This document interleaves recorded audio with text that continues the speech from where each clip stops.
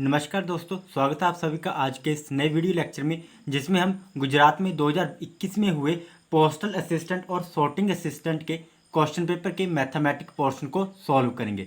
जिसमें हमारे पास 19 से 20 क्वेश्चन होंगे और जिन्हें हम 1 बाय 1 सॉल्व करेंगे। तो आइए शुरू करते हैं आज के इस वीडियो लेक्चर का question number 1। The value of 16 minus square bracket 5 minus 2 then open bracket 14 multiply 2 minus open bracket 8 divided by 4 multiply 2 minus 1 plus 3 open bracket close then further open bracket close and then square bracket close। तो जब भी हमारे पास एक से ज़्यादा mathematical operation एक ही question में यूज़ होते हैं तब हम क्या करते हैं, तब हम बोर्डमास रूल अप्लाई करते हैं। तो यहाँ भी क्या होगा, बोर्डमास रूल अप्लाई होगा। तो बोर्डमास रूल का फर्स्ट स्टेप क्या है, ब्रैकेट ओपन करना। तो हम क्या करेंगे, अब यहाँ पे हमारे पास 3 ब्रैकेट है। पहले ब्रैकेट के अंदर वैल्यू है, फिर उसके अंदर फिर further bracket and then bracket के अंदर फिर से ब्रैकेट है। तो जो सबसे अंदर ब्रैकेट होगी सबसे पहले हम उस पार्ट को सॉल्व करेंगे। अब इस पार्ट में भी क्या होगा, बोर्डमास रूल अप्लाई होगा। अब बोर्डमास रूल में पहले क्या आता है, ब्रैकेट। अब यहाँ ब्रैकेट के अंदर तो कोई ब्रैकेट नहीं है, तो उसके बाद क्या आएगा, फिर डिवीजन। तो पहले ये स्टेप होगा, फिर जो सोल्व करके आए उससे मल्टीप्लाई करेंगे, देन एडिशन और फाइनल में सब्ट्रैक्शन। तो देखते हैं क्या आएगा। अब हमारे पास 16 minus 5 minus 2 into open bracket 14 multiply 2 minus 8 को डिवाइड किया 4 से तो कितना आ गया 2, और डिवाइड के बाद क्या स्टेप है नेक्स्ट, मल्टीप्लाई। तो 2 2 इज 4। अब 4 के बाद क्या होगा, अब डिवाइड भी हो गया, मल्टीप्लाई करके कितना आ गया हमारे पास 4। अब नेक्स्ट स्टेप क्या है, ऐड करना मल्टीप्लाई के बाद। 4 + 3 कितने होते हैं 7, और एक फाइनल स्टेप क्या है, सब्ट्रैक्शन। तो क्या आ जाएगा हमारे पास -1। तो 7 - 1 कितने हो गए 6। तो यहाँ पे हमारे पास क्या आ गया 6। Bracket close and then further open bracket close and then square braces close. तो अब इसे लिख लेते हैं सोल्व करके further. 16 minus square bracket 5 minus 2 into open bracket 14 2 ज़ 28 minus 6 implies that 16 minus square braces 5 minus 2। अब 28 माइनस 6 कितने होते हैं 22। तो 2 इंटू 22। अब फर्दर इसे सोल्व कर लेते हैं। 16 माइनस क्या आ जाएगा हमारे पास 22 ज़ 44। 44 माइनस 5 कितने होते हैं 39। तो ये किसका आएगा 39 माइनस का। तो 16 माइनस स्क्वायर ब्रेसिस माइनस 39। अब माइनस माइनस क्या हो जाएगा हमारे पास प्लस। तो क्या आ जाएगा हमारे पास is equal to 16 + 39 is equal to 55। तो देखते हैं यहाँ पे कौन सा ऑप्शन करेक्ट होगा। Option C is correct 55। Question number 2, what will come in the place of question mark 0.296 + 2.96 + 29.6 + 296 is equal to question mark. तो ये हमारे पास सिंपल डेसिमल एडिशन है। तो जब भी हम डेसिमल एडिशन करेंगे तो वहाँ पे हमने एक बात का ध्यान रखना है कि डेसिमल के नीचे डेसिमल आने चाहिए। और हमने यहाँ पे ये भी ध्यान रखना है कि जो कंप्लीट नंबर होते हैं, जो अपने आप में कंप्लीट नंबर होते हैं, डेसिमल उनके बाद लगता है। तो देखो फर्स्ट क्या हमारे पास 0.296, तो हमने लिख लिया 0.296। देन क्या हमारे पास प्लस 2.96, डेसिमल के नीचे डेसिमल आ रहा है तो कितना आ गया 2.96। अब देखो, अब ऊपर तो 0.296 है, डेसिमल के बाद 3 डिजिट है, यहाँ पे तो 2 है। अब देखो जो थर्ड डिजिट होगा वो हम क्या लिख लेंगे, खाली रहने देंगे या फिर उसकी जगह 0 लिख लेंगे। फर्दर नेक्स्ट स्टेप में भी ऐसे करेंगे। क्या है नेक्स्ट 29.6। अब यहाँ पे नेक्स्ट 2 प्लेस खाली है डेसिमल के बाद, तो यहाँ भी क्या आ जाएगा 2 0 आ जाएंगी। अब देखो 296 जो है वो अपने आप में एक कंप्लीट नंबर है। तो 296 को हम ऐसे भी लिखते हैं 296.00। तो यहाँ पे इन्होंने डेसिमल नहीं दिया हुआ है तो हम क्या करेंगे, खुद डेसिमल लगा के यहाँ पे 000 खुद लिख लेंगे। तो हमने क्या करना है, इसको सिर्फ ऐड करना है। तो क्या आ जाएगा हमारे पास ऐड करके 6, 9 + 6 कितने होते हैं 15, 5 1, 9 + 1 10, 10 to 12, 12 + 6 18, 1, 9 + 1 10 और 10 + 8 18, 9 + 2 11 + 1 12, 2 एंड 1 कैरी 2 + 1 3। तो कितना आ गया हमारे पास 328.856 और डेसिमल भी सीधा डेसिमल के नीचे ही आएगा। तो क्या आंसर आ गया हमारे पास 328.856। तो देखते हैं यहाँ पे कौन सा ऑप्शन करेक्ट होगा। Option D is correct. Question number 3, the monthly income and monthly expenditure of a person were ₹13,500 and ₹9,000 respectively. In the next year, his income is increased by 14%, while his expenditure is increased by 7%. The percentage increase in his saving is what? एक व्यक्ति की मासिक आय और मासिक व्यय क्रमशः 13,500 रुपये और 9,000 रुपये थे। अगले वर्ष उसकी आय में 14% की वृद्धि होती है, जबकि उसके व्यय में 7% की वृद्धि होती है। उसकी बचत में प्रतिशत वृद्धि है, वो हमने फाइंड करनी है। तो देखते हैं यहाँ पे हमारे पास क्या गिवन दिया हुआ है। मंथली इनकम दी हुई है। मंथली इनकम कितनी है लिख लेते हैं यहाँ पे। मंथली इनकम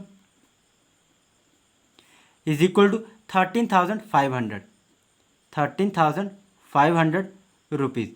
और मंथली एक्सपेंडिचर कितना दिया हुआ है 9,000 रुपीज। अब हमने क्या करना है, उसकी सेविंग निकाल लेते हैं। तो सेविंग क्या आ जाएगी, monthly saving is equal to 13,500 minus 9,000 is equal to 4,500 rupees. ये क्या आ गई मंथली सेविंग। अब नेक्स्ट ईयर क्या हुआ, नेक्स्ट ईयर उसकी जो इनकम है वो 40% इंक्रीज होगी। क्या हुआ, इनकम इंक्रीज बाय 14%। तो उसकी नई इनकम कितनी हो जाएगी, new income is equal to क्या आ जाएगी, पहले उसकी इनकम कितनी थी 13,500 प्लस अब कितनी होगी 14%, मीन 14% ऑफ 13,500। अब इसे सोल्व कर लेते हैं। तो क्या आ जाएगा हमारे पास 13,500 प्लस 14/100 मल्टीप्लाई 13,500। तो 20 से 20 कैंसिल, तो यहाँ पे लिख लेते हैं इज इक्वल टू कितना आएगा 13,500 प्लस 135 मल्टीप्लाई 14। तो इन दोनों को मल्टीप्लाई करके कितना आ जाएगा 1,890 प्लस 1,890। तो हमारे पास जो न्यू इनकम है वो कितनी आ गई इज इक्वल टू, अब ऐड करेंगे इन दोनों को तो क्या आ जाएगा हमारे पास 15,930 रुपीज़। तो ये क्या आ गई न्यू इनकम आ गई। अब ये तो हमारे पास इनकम इंक्रीज हुई है कितने परसेंट 14%, और जो एक्सपेंडिचर है वो कितना इंक्रीज हुआ है, वो हुआ 7% इंक्रीज। तो यहाँ से हम न्यू एक्सपेंडिचर निकाल लेते हैं। न्यू एक्सपेंडिचर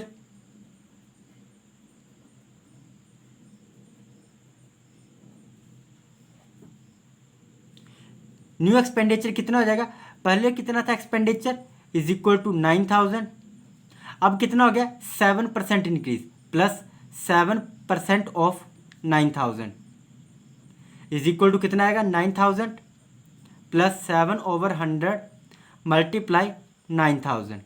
20 से 20 cancel is equal to 9,000 plus 9/7 63 630 rupees. तो इन दोनों को ऐड करके कितना आ जाएगा हमारे पास इज इक्वल टू 9,630 रुपीज़। तो जब उसका न्यू एक्सपेंडिचर कितना आ गया, तो उसका न्यू एक्सपेंडिचर कितना आ गया 9,630 रुपीज़। तो सेविंग निकाल लेते हैं। New saving is equal to 5,760 minus 4,500। तो जब हमने इन दोनों को सब्ट्रैक्ट किया तो कितना आ गया 1,260 रुपीज़। तो अब हम यहाँ से निकाल लेते हैं कि कितने परसेंट इंक्रीज हुई सेविंग। तो ये तो होगी हमारे पास जब एक्सपेंडिचर हमारे पास 9,000 था और इनकम 13,500 थी, तो सेविंग 4,500 रुपीज़ थी। और जब एक्सपेंडिचर बढ़ा और सैलरी भी इंक्रीज हुई तो जो नई सेविंग थी वो कितनी आ गई 5,760। तो इन दोनों का डिफरेंस कितना आ गया हमारे पास 1260। तो यहाँ से हम निकाल लेते हैं, तो कितनी सेविंग इंक्रीज हुई, तो 1260 कितने में से हुई, 4500 ओवर 4500 मल्टीप्लाई 100, तो 20 से 20 कैंसिल। अब इसे कैंसिल आउट करके कितना आ जाएगा, इज इक्वल टू 28%। तो देखते हैं यहाँ पे कौन सा ऑप्शन करेक्ट होगा। Option B is correct, 28%। Question number 4, the ratio 5:4 expressed in percentage as. तो हमने क्या करना है, 5:4 को परसेंटेज में चेंज करना है। किस में चेंज करना है, परसेंटेज में। अब 5:4 को हम क्या लिख सकते हैं, 5/4 परसेंटेज में चेंज करना है, तो हम क्या करते हैं, मल्टीप्लाई करते हैं किससे, 100 से। तो मल्टीप्लाई 100 इज इक्वल टू कितना आएगा, 4 1 द 4, 4 25 द 100, 25 5 द 125%। तो देखते हैं यहाँ पे कौन सा ऑप्शन करेक्ट होगा। Option A is correct, 125%। Question number 5, if the selling price of 50 books is equal to the cost price of 40 books, then the loss और गेन परसेंटेज व्हाट। यदि 50 पुस्तकों का विक्रय मूल्य 40 पुस्तकों के क्रय मूल्य के बराबर है तो हानि या लाभ प्रतिशत ज्ञात कीजिए। तो जब भी हमारे पास इस प्रकार के क्वेश्चन आते हैं जहां पर सेलिंग प्राइस इक्वल होता है कॉस्ट प्राइस के, या फिर कॉस्ट प्राइस होता है इक्वल होता है सेलिंग प्राइस के, और हमने फाइंड किया कौन होता है, लॉस परसेंट और गेन परसेंट, तब हमारे पास एक फॉर्मूला आता है लॉस परसेंट और गेन परसेंट के लिए, is equal to X minus Y over Y multiply 100%। यहाँ पे x क्या होता है हमारे पास, कॉस्ट प्राइस, और y क्या होता है, selling price, divided by y, और y क्या है, सेलिंग प्राइस, मल्टीप्लाई 100%। तो यहाँ पे हम वैल्यू पुट कर देते हैं। तो x कितना हमारे पास, कॉस्ट प्राइस कितना है 40 माइनस सेलिंग प्राइस कितना है 50 over 50 multiply 100।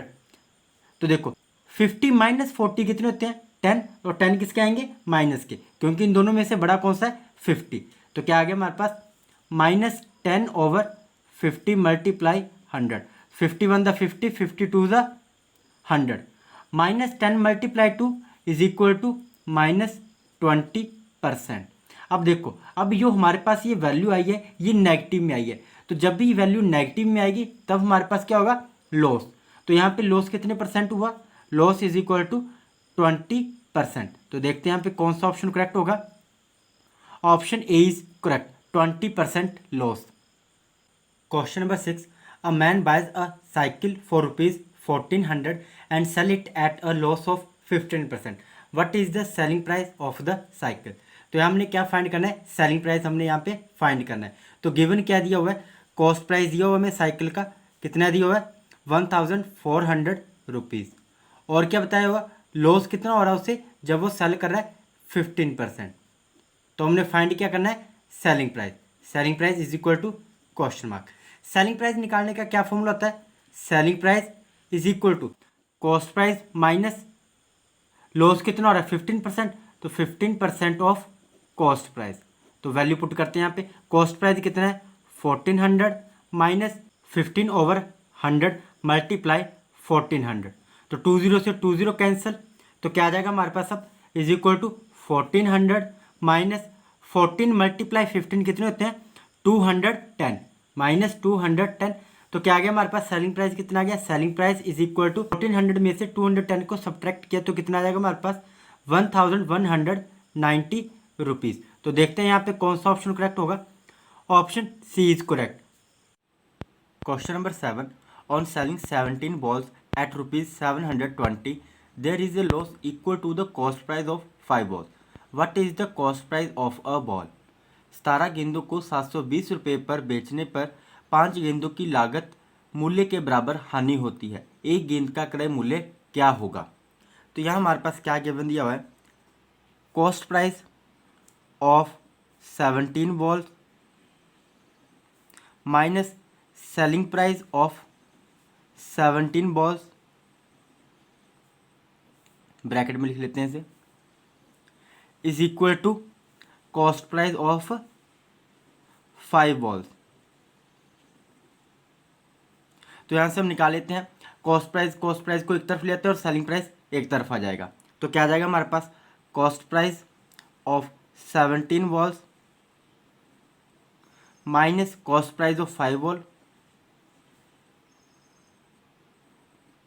Is equal to selling price of 17 balls. अब यहाँ पे हमें सेलिंग प्राइस ऑफ 17 बॉल दिया हुआ है, कितना दिया हुआ है 720 रुपीज़। तो यहाँ पे क्या आ जाएगा, cost price of 17 balls minus cost price of 5 balls, कितना आ गया यहाँ पे 17 minus 5 12, cost price of 12 balls is equal to selling price of 17 balls कितना है 720, तो इज इक्वल टू 720। तो यहाँ से हम कॉस्ट निकाल लेते हैं 1 बॉल की, cost price of 1 ball is equal to 720 over 12, 12 one the 12, 12 6 the 72 0 is equal to 60 rupees. तो एक बॉल की कॉस्ट प्राइस कितनी आ गई 60 रुपीज़। तो देखते हैं यहाँ पे कौन सा ऑप्शन करेक्ट होगा, option D is correct 60 rupees. Question number 8, a sum invested at 5% simple interest per annum grow to rupees 504 in 4 year. The same amount at 10% simple interest per annum is in 2 year and 6 month will grow to what? 5% साधारण ब्याज प्रति वर्ष की दर से निवेश की गई राशि 4 वर्षों में बढ़कर 504 रुपये हो जाती है। 2 साल और 6 महीने में प्रति वर्ष 10% साधारण ब्याज पर समान राशि बढ़ जाएगी। तो कितनी राशि बढ़ जाएगी वो हमने फाइंड करना है। प्रिंसिपल नहीं दिया हुआ है, तो प्रिंसिपल को हम क्या मान लेंगे यहाँ पर x। तो प्रिंसिपल क्या आ गया हमारे पास, principal is equal to x। और हमें अमाउंट दिया हुआ है कि जो अमाउंट है 5% सिंपल इंटरेस्ट पर एनम और 2 रुपीज़ 504 इन 4 ईयर। तो अमाउंट कितना है, अमाउंट है हमारे पास 504 रुपीज़। और टाइम भी दिया हुआ है, टाइम कितना दिया हुआ है 4 ईयर। और रेट कितना दिया हुआ है 5%। तो यहाँ से हमने क्या फाइंड करना है, सिंपल इंटरेस्ट। तो सिंपल इंटरेस्ट निकालने का क्या फॉर्मूला होता है, principal multiply rate multiply time over 100। तो देखो अब हमारे पास यहाँ पर प्रिंसिपल भी है और अमाउंट भी है, तो हम सिंपल इंटरेस्ट डायरेक्ट निकाल सकते हैं। तो क्या होता है सिंपल इंटरेस्ट निकालने का formula direct is equal to amount minus principal. Amount कितना हमारे पास 504 माइनस प्रिंसिपल कितना है x। तो हम सिंपल इंटरेस्ट की जगह क्या वैल्यू पुट करेंगे अब 504 माइनस x। तो इम्प्लाइज दैट सिंपल इंटरेस्ट कितना आ गया हमारे पास 504 minus x is equal to principal कितना है x मल्टीप्लाई रेट कितना है 5%, 5 ओवर 100 मल्टीप्लाई टाइम कितना है 4 ईयर। तो 5 से कैंसिल आउट करते हैं, 5 one the 5, 5 20 the 100, 4 one the 4, 4 5 the 20। तो हम इसे क्रॉस मल्टीप्लाई कर लेते हैं, तो क्या आ जाएगा हमारे पास, implies that 5 into 504 minus x is equal to x. तो अंदर ब्रैकेट ओपन कर लेते हैं, इसे अंदर मल्टीप्लाई करेंगे तो ब्रैकेट ओपन हो जाएगी, क्या आ जाएगा हमारे पास, इम्प्लाइज दैट 5 4 द 20, 5 5 द 25, 2520 minus 5x is equal to x. अब x की टर्म को एक साथ इकट्ठा कर लेते हैं और कांस्टेंट को एक तरफ, तो क्या आ जाएगा हमारे पास, अब implies that 2520 is equal to, ये माइनस का है, लेफ्ट हैंड साइड माइनस किया 5x, तो राइट हैंड साइड जाके प्लस का हो जाएगा। तो क्या आ जाएगा 5x plus 5x implies that 2520 is equal to 6x। अब यहाँ से हम x की वैल्यू निकाल लेते हैं, 6 से कैंसिल आउट करेंगे तो क्या आ जाएगा हमारे पास, 6 वन द 6, 6 4 द 24, 2 1 बचा यहाँ पे, 6 2 द 12 0। तो x की वैल्यू कितनी आ गई, x is equal to 420 rupees. तो प्रिंसिपल कितना आ गया 420 रुपीज़। अब नेक्स्ट केस में क्या बोला हुआ है, the same amount at 10% simple interest per annum in 2 year and 6 month will grow to what. तो देखो यहाँ से हम जो जो गिवन है वो लिख लेते हैं। अब देखो अब हमारे पास प्रिंसिपल कितना आ गया, हमारे पास प्रिंसिपल वैल्यू आ गया अब हमारे पास 420 रुपीज़। और क्या दिया हुआ है, रेट दिया हुआ है, रेट कितना दिया हुआ है 10%, और टाइम कितना दिया हुआ है 2 ईयर एंड 6 मंथ, टाइम कितना है is equal to 2 year and 6 month. इसे हम चेंज कर लेंगे कंप्लीटली ईयर में, तो क्या आ जाएगा हमारे पास, is equal to 2 into 6 month mean half, 1/2 अब ये 2 ईयर तो हमारे पास कंप्लीट है। ये क्या आ गया, 1 ईयर में कितने मंथ होते हैं 12, तो यहाँ पे क्या है 6 मंथ है, मीन्स 12 का हाफ तो 1/2। तो अब 2 को 1 के साथ डिवाइड करेंगे तो क्या आ जाएगा हमारे पास 0.5। तो क्या आ गया हमारे पास, टाइम कितना आ जाएगा हमारे पास इज इक्वल टू 2.5 ईयर। अब हम सिंपल इंटरेस्ट निकाल लेते हैं यहाँ पर। Simple interest is equal to principal multiply rate multiply time over 100 is equal to principal कितना हमारे पास 420 मल्टीप्लाई रेट 10%, 10/100 मल्टीप्लाई टाइम कितना है 2.5। तो हम यहाँ से डेसिमल रिमूव कर देंगे तो नीचे कितना आ जाएगा मल्टीप्लाई 10। तो 10 से 10 cancel out, 25 on the 25, 25 for the 100, 4 से 4 1 द 4, 4 1 द 4, 0 4 5 द 20। तो सिंपल इंटरेस्ट कितना आ गया हमारे पास 105 रुपीज़। तो हमने फाइंड क्या करना है, अमाउंट निकालना है। तो अमाउंट निकालने का क्या फॉर्मूला होता है, amount is equal to principal plus simple interest. Principal कितना 420 प्लस सिंपल इंटरेस्ट कितना है 105, तो दोनों को ऐड किया कितना आ गया हमारे पास 525 रुपीज़। तो देखते हैं यहाँ पे कौन सा ऑप्शन करेक्ट होगा। Option B is correct, ₹525। Question number 9, Abhishek lent ₹5,000 to Bipin for 2 year and ₹3,000 to Chetan for 4 year on simple interest at the same rate of interest and received ₹2,200 in all from both of them as interest. The rate of interest per annum is what? अभिषेक ने विपिन को 5,000 रुपये 2 साल के लिए और 3,000 रुपये चेतन को 4 साल के लिए साधारण ब्याज पर समान ब्याज दर पर उधार दिए और उन दोनों से ब्याज के रूप में 2,200 रुपये प्राप्त किए। प्रति वर्ष ब्याज दर क्या है? तो हमने फाइंड करना है, रेट फाइंड करना है पर एनम। तो फर्स्ट हम विपिन के लिए सिंपल इंटरेस्ट निकाल लेते हैं। तो सिंपल इंटरेस्ट क्या होता है, simple interest is equal to principal multiply rate multiply time over 100 is equal to, Vipin के लिए प्रिंसिपल कितना है 5,000 rupees is equal to 5,000 multiply rate हमने फाइंड करना है तो रेट को हम R% लिखेंगे तो क्या आ जाएगा R/100 मल्टीप्लाई टाइम कितना है 2 ईयर। तो यहाँ से कैंसिल आउट कर लेते हैं, 20 से 20 कैंसिल, तो कितना आ गया simple interest for Vipin is equal to 50/100 multiply R 100R। और सेकंड केस क्या है चेतन के लिए। अब चेतन के लिए सिंपल इंटरेस्ट निकाल लेते हैं। तो चेतन के लिए प्रिंसिपल कितना है 3,000 रुपीज़ मल्टीप्लाई रेट हमने फाइंड करना वहाँ पे, तो रेट ओवर 100 मल्टीप्लाई टाइम कितना है चेतन के लिए 4 ईयर का, तो 20 से 20 कैंसिल, तो सिंपल इंटरेस्ट फॉर चेतन कितना आ गया 30 फॉर द 120R मल्टीप्लायर, तो कितना आ गया 120R। अब दोनों ने मिलके कितना इंटरेस्ट दिया 2,200 रुपीज़। तो simple interest for Vipin plus simple interest for Chetan is equal to 2,200 rupees.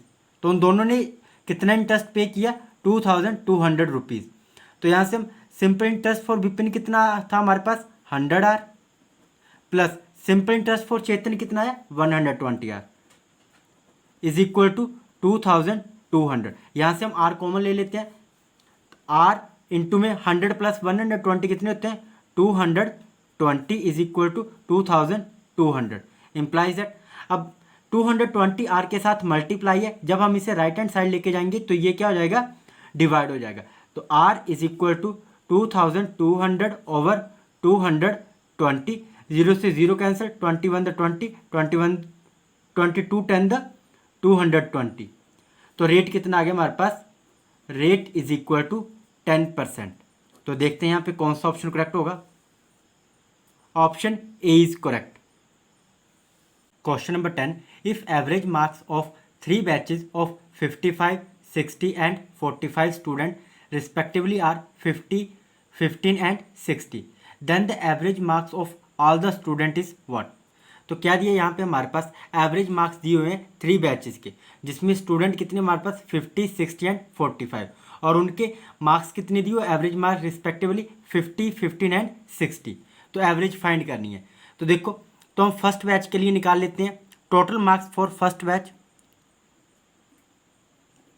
Total marks for first batch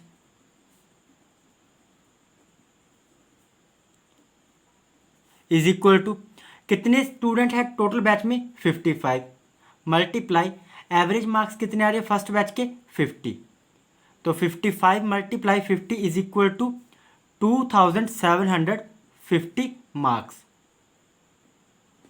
तो फर्स्ट बैच के टोटल मार्क्स आ गए। अब इसी तरीके से हम सेकंड बैच के लिए टोटल मार्क्स निकाल लेते हैं। Total marks for second batch is equal to second batch में कितने स्टूडेंट है 60 स्टूडेंट मल्टीप्लाई एवरेज मार्क्स कितने उनके 15, तो 60 multiply 15 is equal to 900 marks. अब total marks for third batch is equal to student कितने थर्ड बैच में 45 multiply average marks कितने उनके 60 is equal to 45 multiply 60 is equal to 2700 marks. तो ये आ गए हमारे पास टोटल मार्क्स आ गए for first batch second batch and third batch के लिए। तो अब इन तीनों बैचेस के टोटल मार्क्स निकाल लेते हैं। Total marks of all batches, या फिर यहाँ पे हम 3 बैचेस लिख सकते हैं या फिर all batches is equal to कितने आ जाएंगे 2750 प्लस 900 प्लस 2700। तो इन तीनों को ऐड किया तो हमारे पास कितना आ गया 6350। और टोटल स्टूडेंट कितने हैं हमारे पास, total student is equal to 55 plus 60 plus 45 is equal to 160 student. तो हमने एवरेज फाइंड करनी है। तो एवरेज निकालने का क्या फॉर्मूला होता है, average is equal to total marks of first batch plus total marks of second batch plus total marks of third batch over total number of student. तो तीनों बैचेस के टोटल मार्क्स कितने आ गए 6350 ओवर टोटल स्टूडेंट कितने हैं 160। तो 0 से 0 cancel, बाकी हमने इसे कैंसिल आउट किया तो हमारे पास आंसर कितना आ गया 39.68। तो एवरेज कितनी आ गई 39.68। तो देखते हैं यहाँ पे कौन सा ऑप्शन करेक्ट होगा। Option C is correct 39.68। Question number 11, the average of 7 consecutive number is 20, the largest of these number is what. लगातार 7 संख्याओं का औसत 20 है, इनमें से सबसे बड़ी संख्या क्या होगी। तो 7 consecutive नंबर कौन से होंगे, मान लेते हैं let number are 7 consecutive number बोले हुए हैं। तो फर्स्ट नंबर को हम क्या मान लेते हैं x, तो दूसरा क्या आ जाएगा हमारे पास x+1, देन थर्ड क्या आ जाएगा हमारे पास x+2 और फोर्थ क्या आ जाएगा हमारे पास x+3, x+4, x+5, x+6। तो ये क्या आ गया हमारे पास 7 consecutive नंबर आ गए। और क्या बोला हुआ है, इनका एवरेज कितना दिया हुआ है 20। तो क्या आ जाएगा x+1 plus x+2 plus x+3 plus x+4 plus x+5 plus x+6 divided by कितने कॉन्सिक्यूटिव नंबर है 7 divided by 7 is equal to 20। और इसका एवरेज कितना दिया हुआ 20। तो अब हम इसे सोल्व कर लेते हैं, x को ऐड कर लेते हैं और जो बाकी कांस्टेंट टर्म है उन्हें ऐड कर लेंगे। तो क्या आ जाएगा हमारे पास 1x 2 3 4 5 6 7 7x plus 1 + 2 3 3 3 6 6 4 10 10 + 5 15 + 6 21 is equal to, अब ये जो 7 हमारे पास डिनोमिनेटर में है ये राइट हैंड साइड जाके क्या हो जाएगा मल्टीप्लाई हो जाएगा 20 के साथ। तो क्या आएगा 20 × 7 7x plus 21 is equal to 140 implies that 7x is equal to 140 minus 21 is equal to 119। तो यहाँ से हम x की वैल्यू निकाल लेते हैं, x is equal to 119 over 7 7 1 7 7 17 119। तो x की वैल्यू कितनी आ गई x इज इक्वल टू 17। तो हमसे पूछा क्या गया है कि लार्जेस्ट नंबर फाइंड करना हमने इन सभी में से। तो लार्जेस्ट नंबर क्या है हमारे पास, largest number x+6 x plus 6, यहाँ हम क्या करेंगे, एक्स की वैल्यू पुट कर देंगे। तो एक्स कितना हमारे पास 17, तो 17 प्लस 6 इज इक्वल टू 23। तो लार्जेस्ट नंबर क्या आ गया हमारे पास 23। तो देखते हैं यहाँ पे कौन सा ऑप्शन करेक्ट होगा। Option B is correct 23। Question number 12, the average of 5 number is 27। If 1 number is excluded the average become 25। What is the excluded number. 5 संख्याओं का औसत 27 है। यदि एक संख्या को हटा दिया जाए तो औसत 25 हो जाता है। बहिष्कृत संख्या क्या होगी। तो यहाँ हमारे पास गिवन क्या दिया हुआ है, average of 5 number is equal to 27। तो टोटल वैल्यू कितनी आ जाएगी यहाँ से, total value is equal to 27 multiply 5 is equal to 135। और क्या बोला हुआ है कि when one number is excluded, when one number is excluded then average कितनी है, then average of 4 number is equal to 25। पहले 5 नंबर थे, अब उसमें से एक नंबर निकाल दिया तो कितने नंबर बचे, 4, और उन 4 नंबर की एवरेज कितनी है 25। टोटल वैल्यू कितनी आ जाएगी, total value of 4 number is equal to 25 multiply 4 is equal to 100। अब हमने फाइंड क्या करना है, हमने एक्सक्लूडेड नंबर फाइंड करना है। तो लिख लेते हैं यहाँ पे excluded number, excluded number is equal to total value of 5 number, उसमें से हम सब्ट्रैक्ट कर देंगे टोटल वैल्यू ऑफ 4 नंबर। तो टोटल वैल्यू ऑफ 5 नंबर कितनी आ गई 135 minus total value of 4 number 100 is equal to 35। तो जो एक्सक्लूडेड नंबर है वो क्या है हमारे पास 35। तो देखते हैं यहाँ पे कौन सा ऑप्शन करेक्ट होगा। Option D is correct. Question number 13, Ram, Rajan and Rangan can do a certain work in 6, 12 and 14 days respectively. In what time will they together do it. Ram, Rajan और रंगन एक निश्चित कार्य को क्रमशः 6, 12 और 14 दिनों में कर सकते हैं। वे इसे पूरी तरह से कितने समय में करेंगे। तो गिवन क्या दिया वो हमारे पास, राम एक काम को कितने दिनों में ख़त्म कर रहा है 6 days में, और राजन उसी काम को कितने दिनों में ख़त्म कर रहा है 12 days में, और रंगन सेम काम को कितने दिनों में ख़त्म कर रहा है 14 days में, 14 days। तो हम क्या निकालेंगे यहाँ से, टोटल वर्क निकाल लेते हैं। टोटल वर्क क्या होता है हमारे पास, एलसीएम ऑफ 6, 12 एंड 14। जो एलसीएम आएगा वही क्या होगा हमारे पास टोटल वर्क। तो LCM is equal to total work. तो एलसीएम कितना आ गया 84 यूनिट। तो यहाँ से हम राम की एफिशिएंसी निकाल लेते हैं कि राम एक दिन में कितना काम करेगा। तो राम यहाँ पे एक दिन में कितना काम करेगा 14 यूनिट पर डे, और राजन की एफिशिएंसी कितनी आ जाएगी 7 यूनिट पर डे, और रंगन 6 यूनिट पर डे। तो अब क्या बोला है, जब वो तीनों एक साथ मिलके काम करेंगे तो वो कितने दिनों में ख़त्म करेंगे। तो यहाँ से हम पहले इन तीनों का 1 day वर्क निकाल लेते हैं। Ram, Rajan and Rangan 1 day work is equal to, Ram का 1 day वर्क कितना है 14 यूनिट प्लस राजन का 7 यूनिट प्लस रंगन कितना काम कर रहा है एक दिन में 6 यूनिट। तो इज इक्वल टू 14 प्लस 6 कितना है 20 प्लस 7 27 यूनिट पर डे। तो इन तीनों का 1 day वर्क कितना आ गया 27 unit per day.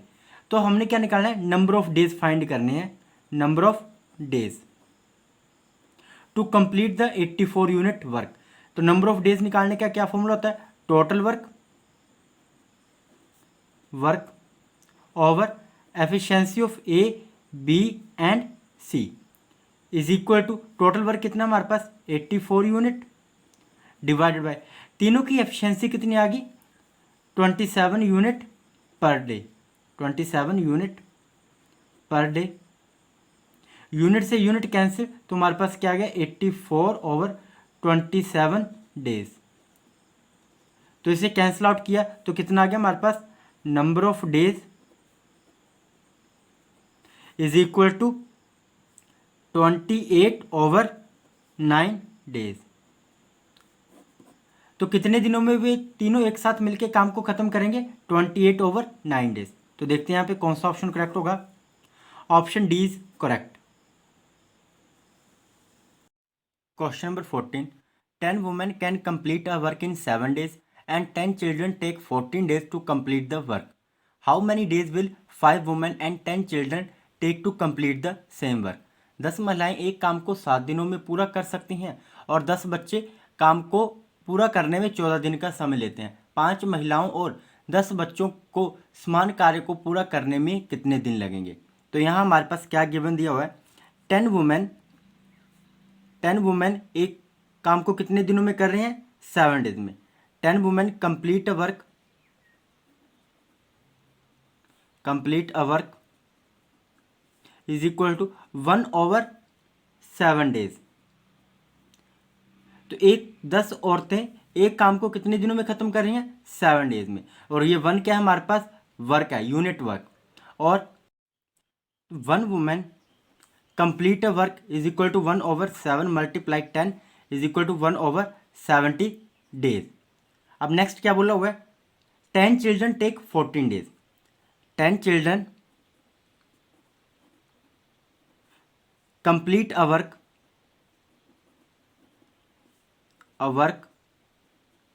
Is equal to 1/14 days. तो यहां से हम एक चिल्ड्रन का वर्क निकाल लेते हैं कि एक चाइल्ड कितने दिन में काम को खत्म करेगा। 1 child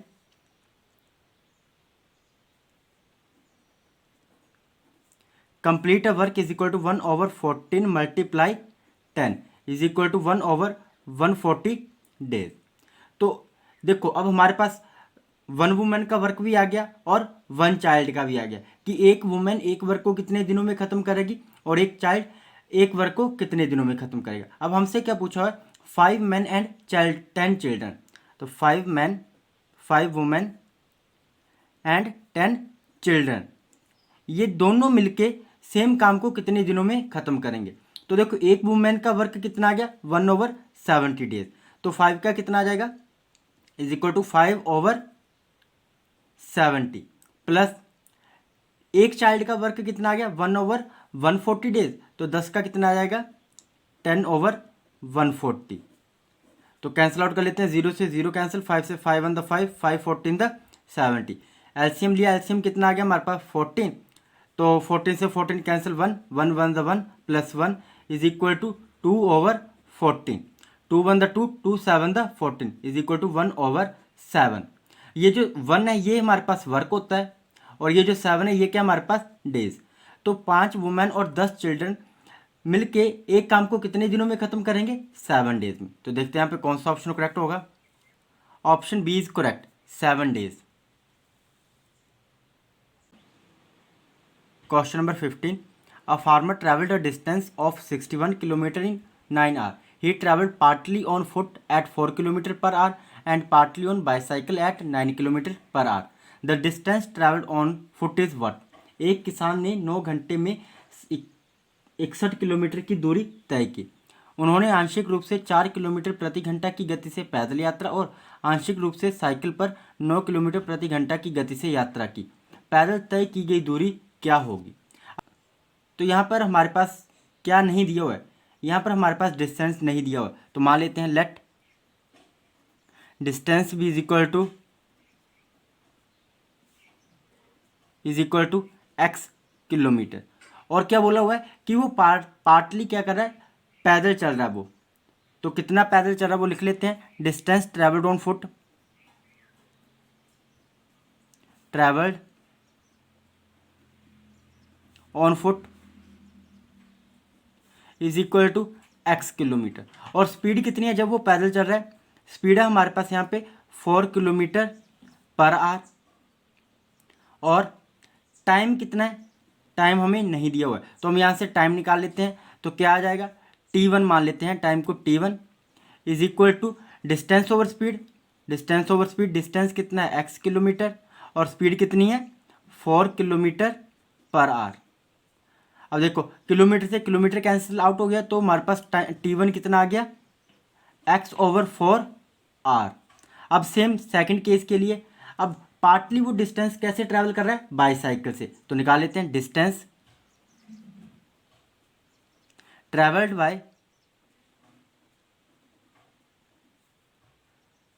on bicycle is equal to, अब देखो टोटल डिस्टेंस कितना हमारे पास 61 किलोमीटर। अब 61 किलोमीटर में से उसने x किलोमीटर डिस्टेंस पैदल चला, तो यहाँ पे क्या आ जाएगा, बाईसाइकिल का डिस्टेंस कितना आ जाएगा 61 माइनस x किलोमीटर। ये x किलोमीटर वो जो उसने पैदल चला, और स्पीड कितनी है, यहाँ पे स्पीड है हमारे पास 9 किलोमीटर पर आवर, और टाइम T2 यहाँ पे हमने फाइंड करना है। तो टाइम निकाल लेते हैं यहाँ पे, T2 is equal to distance over speed. Distance कितना हमारे पास 61 माइनस x किलोमीटर, और स्पीड कितनी है 9 किलोमीटर पर आवर। किलोमीटर से किलोमीटर कैंसिल आउट, तो टाइम T2 कितना आ गया हमारे पास 61 माइनस x/9 आवर। तो जो हमारे पास टोटल डिस्टेंस था वो कितना था 61 किलोमीटर, और 61 किलोमीटर डिस्टेंस को ट्रैवल करने में कितना टाइम लग रहा था 9 आवर। तो टोटल टाइम कितना आ गया हमारे पास 9 आवर। अब टोटल टाइम बेसिकली हमारे पास है क्या है, T1 plus T2 is equal to 9 hour. अब यहाँ पे हम T1 प्लस T2 की वैल्यू पुट कर देंगे, तो T1 की वैल्यू कितनी आ गई हमारे पास x/4 प्लस T2 की कितनी आ गई 61 माइनस x/9। आर को हम बाहर कॉमन ले लेते हैं, r is equal to 9 r, तो r से r कैंसिल आउट हो गया। अब यहाँ से हम इनका एलसीएम ले लेते हैं, तो एलसीएम कितना आ जाएगा 36, 4 9 से 36, 9 को x से मल्टीप्लाई किया तो कितना आ गया 9x माइनस 9 4 द 36, 4 into 61 minus x is equal to 9।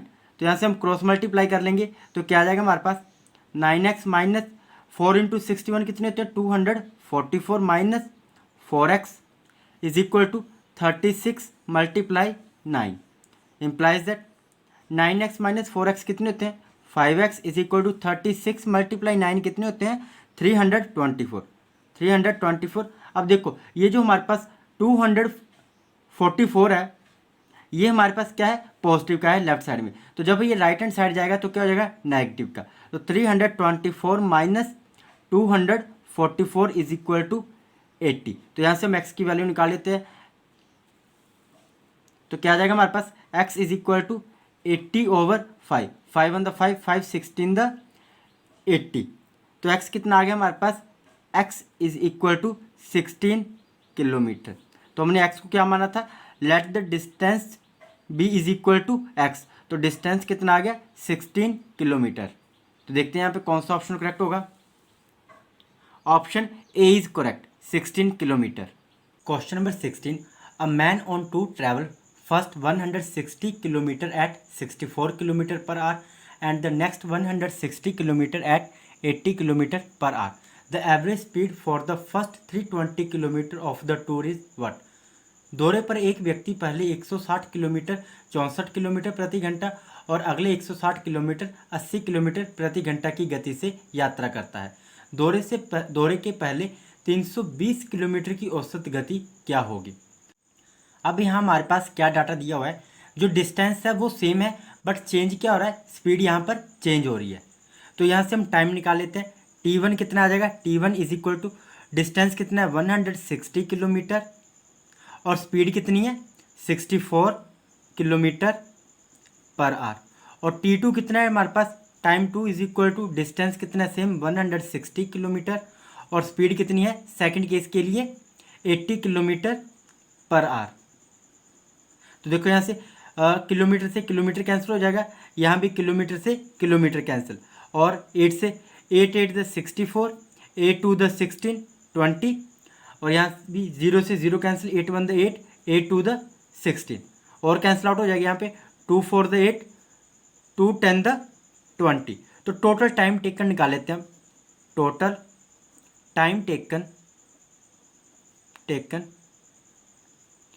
Into में T1 plus T2 is equal to कितना आ जाएगा, T1 कितना आया हमारे पास इज इक्वल टू 10/4, ये फिर से कैंसिल आउट हो जाएगा, 2 5 is 10, 2 2 is 4 is equal to 5/2। तो T1 कितना आ गया हमारे पास 5/2 प्लस 2। तो हम क्या करेंगे, एलसीएम लेंगे, तो एलसीएम कितना आ गया is equal to 2, 2 1 2 1, 5 1 5 plus 1 2 2, 2 2 4 is equal to 5 + 4 9/2 hour. तो टोटल टाइम कितना आ गया 9/2 आर। अब हमने क्या निकालना है, एवरेज स्पीड निकालनी है। एवरेज स्पीड निकालने का क्या फॉर्मूला होता है, total distance over total time is equal, total distance कितना हमारे पास 320 किलोमीटर, 320 ओवर टोटल टाइम कितना आ गया हमारे पास किलोमीटर, टाइम कितना आ गया 9/2 आर इज इक्वल टू, तो क्या आ जाएगा हमारे पास सॉल्व करके 320 मल्टीप्लाई 2/9, ब्रैकेट के बाहर लिख लेते हैं हम किलोमीटर पर आर। तो क्या आ जाएगा हमारे पास, अब इसे सॉल्व करके हमारे पास क्या आ जाएगा, तो लिख लेते हैं average speed is equal to 71.11 kilometre per hour. तो देखते हैं यहाँ पे कौन सा ऑप्शन करेक्ट होगा, ऑप्शन सी इज करेक्ट।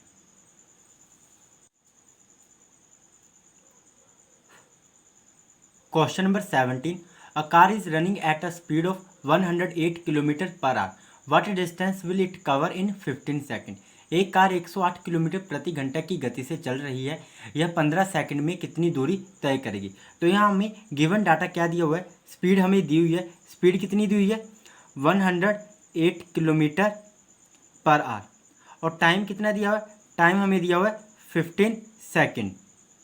अब देखो स्पीड हमारे पास किलोमीटर पर आवर में और टाइम हमें सेकंड में दिया है, तो स्पीड को हम क्या करेंगे मीटर पर सेकंड में चेंज कर लेंगे। तो क्या आ जाएगा हमारे पास, अब मल्टीप्लाई कर देंगे हम किससे 5/18 और 18 से, तो क्या आ जाएगा हमारे पास is equal to 108 multiply 5/18 metre per second, 18 1 18, 18 6 108, तो is equal to 30 metre per second. ये क्या आ गया हमारे पास स्पीड, और टाइम भी आ गया। अब हमने फाइंड क्या करना है डिस्टेंस, तो डिस्टेंस निकालने का क्या फॉर्मूला होता है, is equal to speed into time. तो स्पीड कितनी है हमारे पास 30 metre per second multiply time कितना है 15 सेकंड। तो सेकंड से सेकंड कैंसिल आउट, तो 15 मल्टीप्लाई 30 कितने होते हैं 450 मीटर। तो डिस्टेंस कितना आ गया 450 मीटर। तो देखते हैं यहाँ पे कौन सा ऑप्शन करेक्ट होगा, option D is correct. Question number 18, if cost of 24 oranges is 72 then find out the cost of 120 orange. तो यहाँ पे क्या दिया हो हमारे पास, cost of 24 oranges is equal to 72 rupees. तो यहाँ से हम एक ऑरेंज की कॉस्ट निकाल लेते हैं, cost of 1 orange is equal to 72 divided by 24, 24 1 24, 24 3 72 is equal to 3 rupees. तो हमसे क्या पूछा हुआ है कि the cost of 120 oranges is what. तो हमने 120 संतरों की कीमत फाइंड करनी है। तो क्या आ जाएगा हमारे पास, cost of 120 oranges is equal to 120 multiply, एक ऑरेंज की कॉस्ट कितनी है 3 rupees, multiply 3 is equal to कितना आ जाएगा हमारे पास 360 रुपीज़। तो 120 ऑरेंज कितने रुपए के आएंगे 360 रुपीज़ की।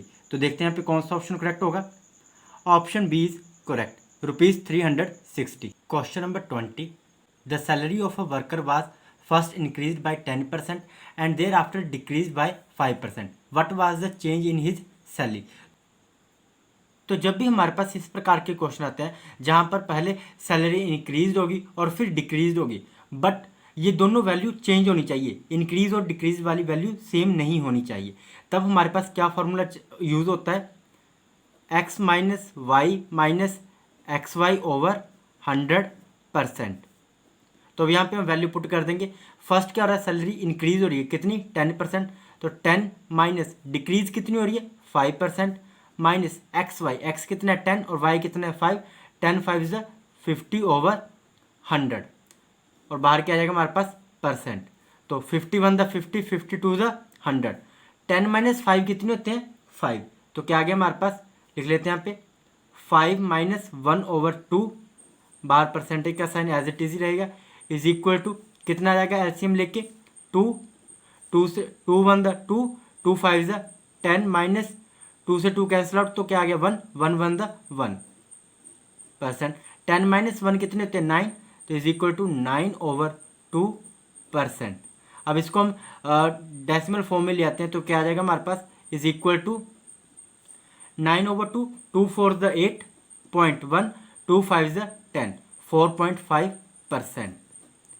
तो क्या पूछा था हमसे, what was the change in his salary, तो क्या चेंज आएगा 4.5% का। तो देखते हैं यहाँ पे कौन सा ऑप्शन करेक्ट होगा, option A is correct, 4.5% increase. अब देखिए ये हमें पता कैसे चलेगा कि इंक्रीज होगा या डिक्रीज होगा, अगर ये वैल्यू पॉजिटिव में आएगी तो इंक्रीज, अगर ये सेम वैल्यू नेगेटिव में आएगी तो क्या होगा डिक्रीज।